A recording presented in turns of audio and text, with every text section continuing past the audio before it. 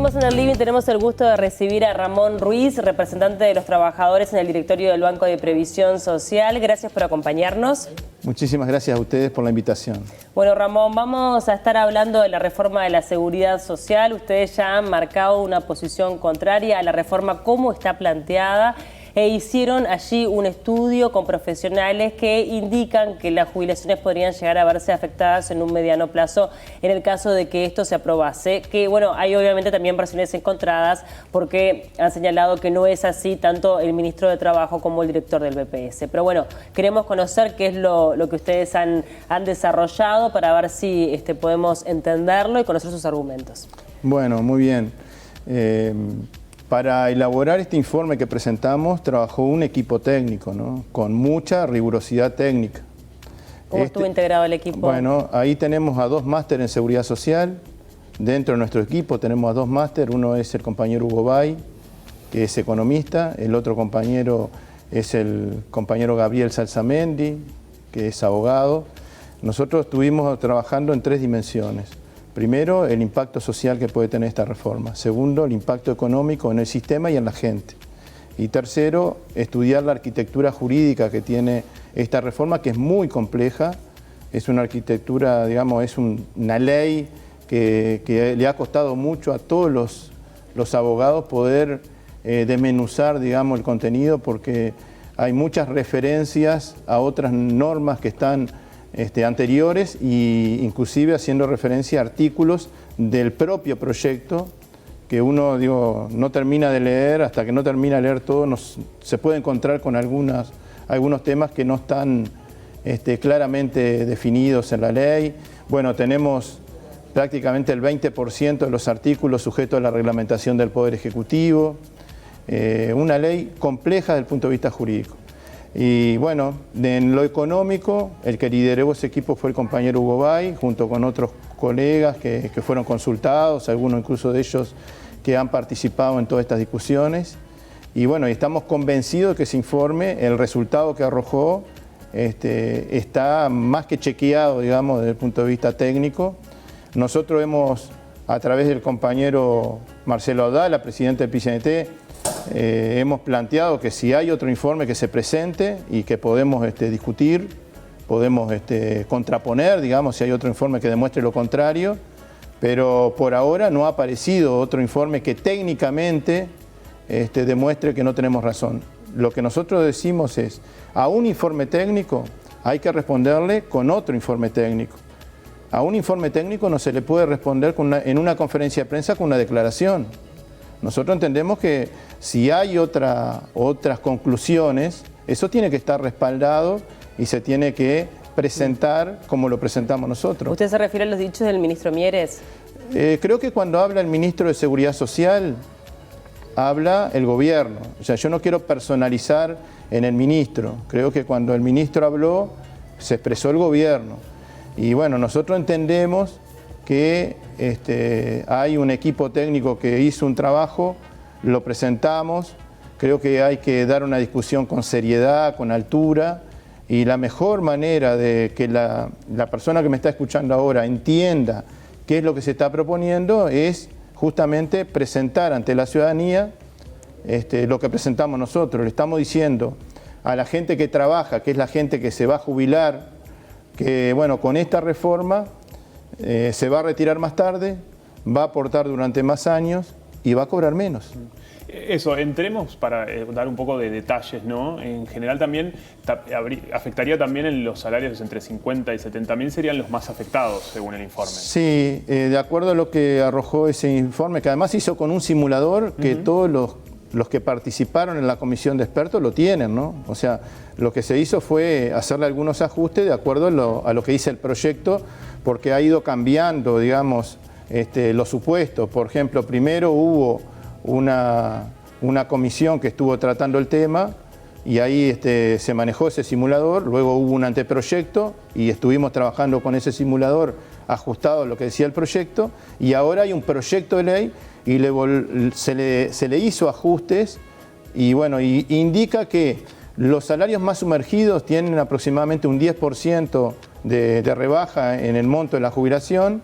Eso va creciendo a medida que crece el salario, hasta llegar a un ejemplo que nosotros estamos planteando, que es alguien que gana 36.000 pesos, hoy por la ley vigente se va a jubilar por la próxima ley con 8.000 pesos menos, o sea, 28.000 pesos. Ahí hay una rebaja muy importante. Eso es cuando estamos comparando a alguien que se jubila con 60 y 30 hoy y se va a jubilar con 65 y 30 con el proyecto que se presentó. Pero cuando hacemos, digamos, la comparación de un trabajador que hoy se retira con 65 y 30 en esta ley que está vigente hoy y lo comparamos con el proyecto, las diferencias son mayores aún. Claro. Claro. No es lo que dicen por parte del gobierno, del Ejecutivo, que están presentando este proyecto. O sea, señalan que no se van a, de alguna manera, modificar las jubilaciones. Es más, también hablan de un suplemento de solidaridad para poder, de alguna manera, apoyar a las jubilaciones más sumergidas. Sí, yo creo que el gobierno en algún momento acuñó la frase de que dato mata relato. Bueno, nosotros tenemos un dato que está matando ese relato. Hasta que no aparezca un informe técnico que diga que estamos equivocados, el único informe técnico que se presentó es el de la representación de los trabajadores. Claro que se pueden presentar muchos informes y con otros supuestos de repente dan resultados distintos, pero lo que uno no puede decir es que un informe es falso. Puede decir que no comparte las conclusiones y puede presentar otro informe sobre otras bases, sobre otros supuestos. Nosotros el trabajo que hicimos lo hicimos en base a lo que dice el proyecto de ley. Y el proyecto de ley dice que en lugar de calcularme el promedio, que es lo que se llama sueldo básico jubilatorio, ahora se hace ese promedio sobre 20 años. En el proyecto dice que se va a hacer sobre 25 años. Entonces, al hacer un promedio sobre un periodo de tiempo más largo, el resultado de ese promedio es más bajo. Por otro lado, a ese promedio hoy se le aplica, cuando un trabajador llega a los 65 años, con 30 años de trabajo, 65 de edad y 30 años de trabajo, se le aplica un 55% de tasa de reemplazo a ese promedio. Muy bien. En el proyecto de ley se propone 45 en lugar de 55. Entonces, estas son algunas de las razones de por qué las futuras jubilaciones van a ser más bajas. Eso del suplemento solidario no alcanza a compensar la eliminación del artículo 28 de la ley, que era una bonificación que había. Recién mostraban un cuadro ahí, que si lo puede presentar, ahí tenemos 3 ejemplos, pero hemos hecho muchos cortes, o sea, en cualquiera de los niveles de ingresos vamos a encontrar que cuando comparamos un trabajador que hoy se retira a los 65 años de edad con 30 años de aporte y lo comparamos con la nueva ley, 65 años de edad y 30 años de aporte, esos son los resultados. Ahí pusimos 3 ejemplos, pero están en todos los niveles salariales, se pierde. Digámosle a la gente por las dudas que este es el resultado del informe que ustedes realizaron, que sí. Tampoco es que es de repente la verdad absoluta, es su verdad y está muy bien que la defiendan, pero no es el único informe que de repente se va a presentar de aquí a que se apruebe o no este proyecto. Por supuesto que si la gente trabaja más años, por ejemplo, vamos a suponer que me digan, bueno, pero con 65 y 35, y bueno, quizás los números son otros, pero el proyecto de ley y lo que las autoridades han dicho es que una persona que se jubila con 65 y 30 no va a perder. Si después me dicen, bueno, pero con 65 y 40, y bueno, se harán los números, pero no fue lo que dijeron, porque si no tienen que ser claros con la gente. Tienen que decirle que además de aumentarle la edad, quieren que la gente trabaje 40 años o que trabaje más. Claro. Digo, acá lo que se planteó es que con 65 años de edad y 30 años de trabajo la gente no iba a perder, al contrario, iba a ganar lo mismo o iba a ganar más.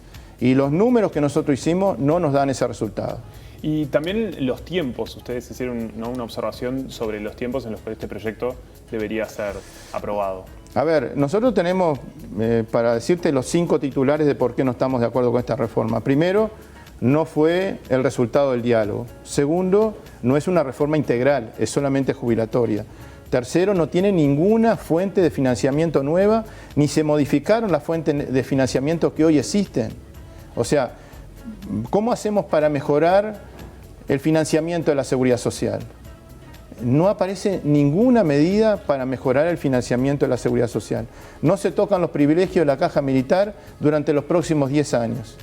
Y además, equivocadamente el gobierno elige el camino de seguir privatizando los fondos de pensiones, ampliándole el negocio a las AFAP, o sea, se extienden las AFAP para las otras cajas, para la caja militar, para la caja policial, para las cajas paraestatales. Entonces, esas 5 razones. Pero los tiempos son importantes. Hubo una comisión de expertos que trabajó entre el 2020 y el 2021. El presidente de la República, con un grupo de asesores, redactó en base a esas recomendaciones un proyecto de ley entre el 2021 y el 2022. Lo acaba de presentar. Hubo más de 2 años, digamos, donde se estuvo procesando esta discusión. Resulta que al Senado le piden que en 30 días apruebe este proyecto de ley que tiene 330 artículos y el Senado lo conoció hace pocos días. A nosotros nos parece que hay que tomarnos más tiempo, con más diálogo, con más discusión, con más participación sobre este proyecto de reforma que se acaba de presentar. Ahora, Ramón, ¿tú coincidís en que es necesario hacer una reforma previsional en nuestro país? Previsional no, una reforma de la seguridad social. Sí. Yo estoy de acuerdo con que tiene que haber una reforma de la seguridad social, pero no una reforma jubilatoria, no una reforma previsional. La seguridad social es mucho más que jubilaciones y pensiones.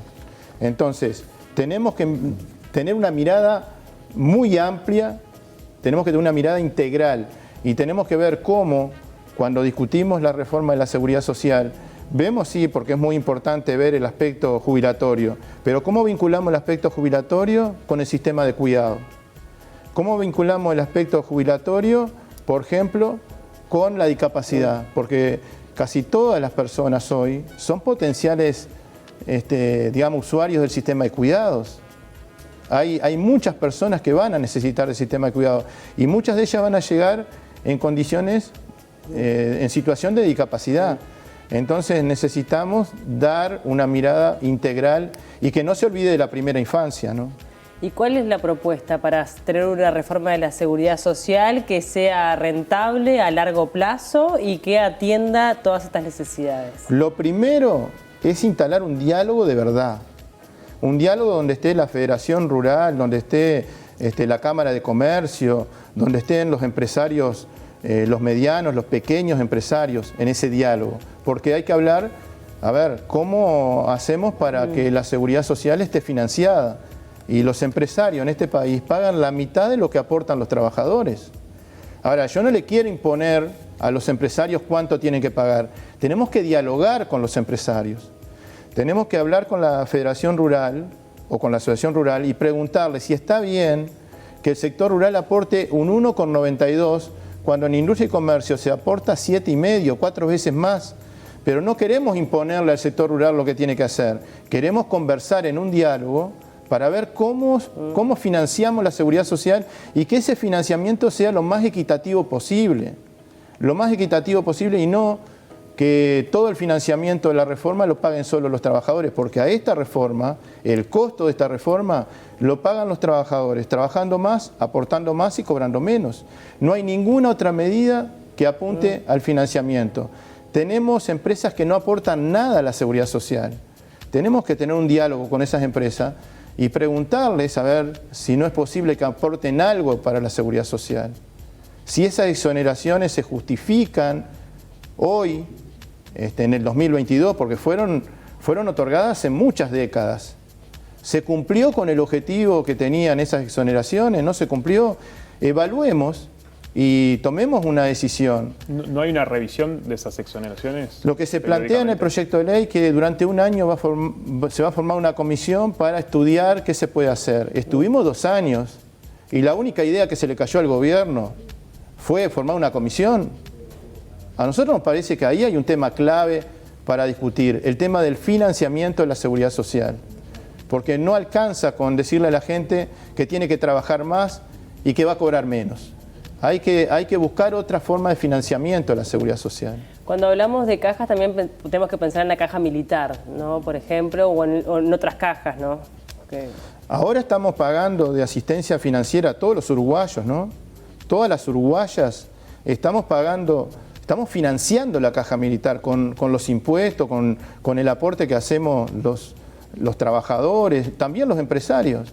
Estamos financiando una caja militar que tiene casi 500 millones de dólares por año de déficit.